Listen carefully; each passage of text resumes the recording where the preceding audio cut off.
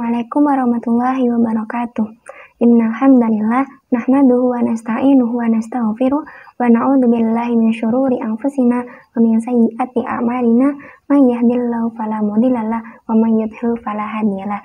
Asyhadu an la ilaha illallah wa asyhadu anna Muhammadan abduhu wa rasuluh la nabiyya ba'da. Pertama-tama, marilah kita panjatkan puja dan puji syukur kita kehadirat Allah SWT yang telah melimpahkan rahmat, taufik, serta hidayahnya kepada kita semua, sehingga kita masih bisa melaksanakan perkuliahan dalam keadaan sehat dan dalam lindungannya. Kedua kalinya, sholawat serta salam kita haturkan kepada Nabi kita, Nabi Muhammad SAW, yang telah membawa umatnya dari zaman kegelapan menuju zaman yang terang benderang, sehingga kita masih bisa merasakan nikmatnya ad-dinul Islam. Ketiga kalinya, saya di sini akan membawakan sebuah kultum dengan tema urgensi memahami sirah nabawiyah. Salah satu keharusan sebagai manusia adalah mempelajari sejarah, baik yang terkait dengan pribadi seseorang, kelompok, suatu masyarakat, maupun bangsa dan peradaban manusia itu sendiri. Pelajari sejarah ini punya arti penting bagi kita, karena dengan demikian kita tidak hanya menjadi tahu tentang perjalanan hidup manusia, tapi juga dapat mengambil ibrah atau pelajaran dari orang lain atau generasi terdahulu, sehingga yang baik kita tiru dan yang buruk kita jauhi. Salah satu contoh orang yang memiliki kesadaran sejarah adalah Nabi Ismail alaihi salam, yang tidak merasa sebagai orang yang paling sabar atau satu-satunya orang yang sabar dengan keberhasilannya melewati ujian penyembelihan yang dilakukan oleh ayahnya sendiri, yaitu Nabi Ibrahim alaihi salam. Tapi yang dikatakannya adalah insya Allah dirinya termasuk ke dalam kelompok orang-orang yang sabar, karena dia tahu bahwa dahulu sudah ada orang yang sabar.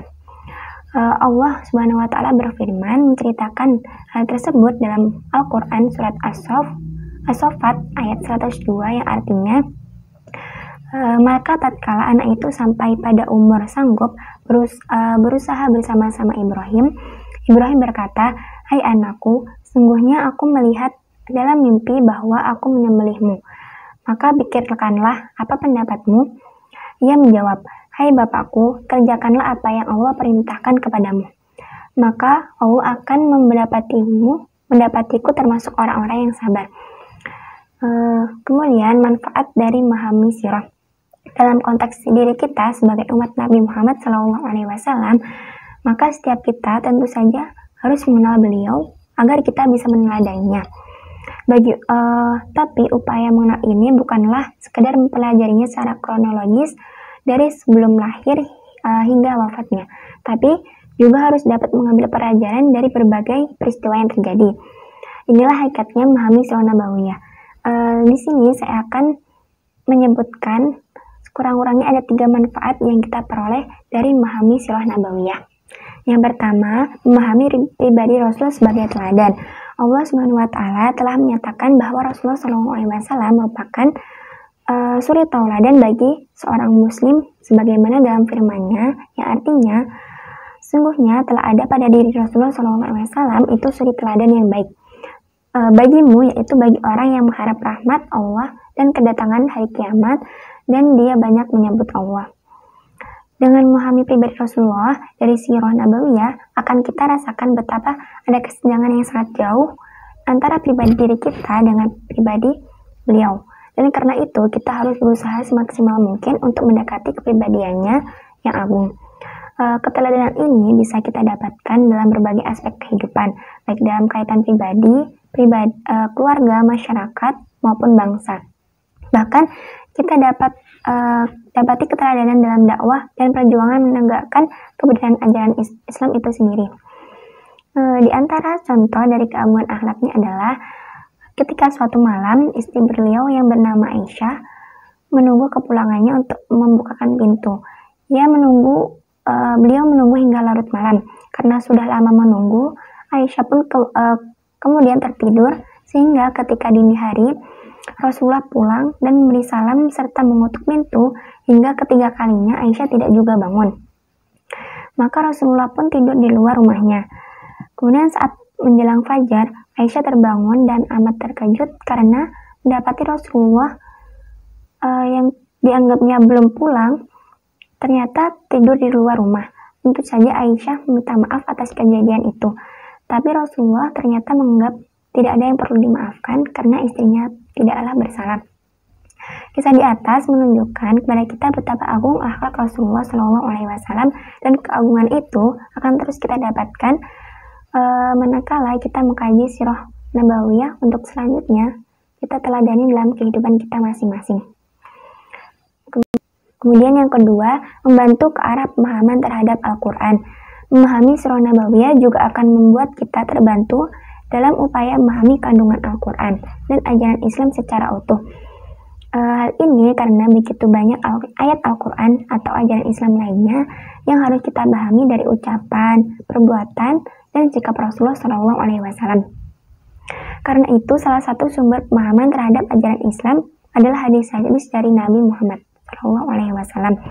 Ada banyak contoh dalam masalah ini. Misalnya, untuk memahami ayat yang terdapat dalam surat Al-Baqarah, yang artinya, hai orang-orang yang beriman, masuklah kamu ke dalam Islam secara keseluruhannya, dan janganlah kamu turut langkah-langkah syaitan, sungguhnya syaitan itu musuh yang nyata bagimu. Ayat tersebut bisa kita pahami dari sejarah Nabi, karena ayat ini turun ada sebabnya, yaitu ketika sekelompok sahabat yang semula beragama Yahudi meminta kepada Rasulullah untuk tetap dibolehkan merayakan hari Sabat atau hari Sabtu dan menjalankan kitab Taurat. Maka turunlah ayat ini dan menunjukkan bahwa ketika seseorang sudah menjadi muslim, maka dia harus berusaha menerima dan melaksanakan ajaran Islam secara keseluruhannya, dan untuk itu dia harus meninggalkan keyakinan yang kebiasaan lamanya ketika semasa jahiliyah yang memang tidak sesuai dengan ajaran Islam itu sendiri. Kemudian yang ketiga, mendapatkan gambaran tentang prinsip hidup dan hukum Islam.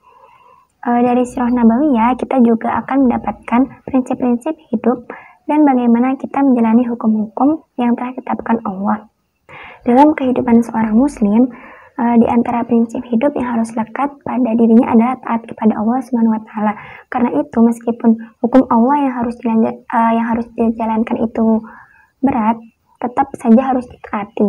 Inilah di antara prinsip hidup yang kita dapati dari kepribadian Rasulullah. Bila kita mempelajari sirah nabawiyah,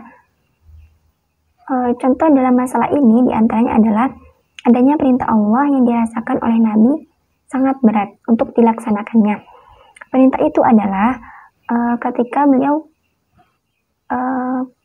diperintahkan oleh Allah menikah lagi dengan seorang wanita yang bernama Zainab binti Jahsy. Hal ini karena Zainab merupakan janda dari Zaid bin Harisah. Sedang Zaid sendiri adalah anak angkat beliau, yang sebagaimana umumnya pada masyarakat jahiliyah, anak angkat itu sudah dianggap seperti anak sendiri. Apalagi Rasulullah mencintai dan menyayangi Zaid hingga pernah bermaksud mengganti namanya menjadi Zaid bin Muhammad, tetapi hal tersebut tidak dibenarkan oleh Allah SWT.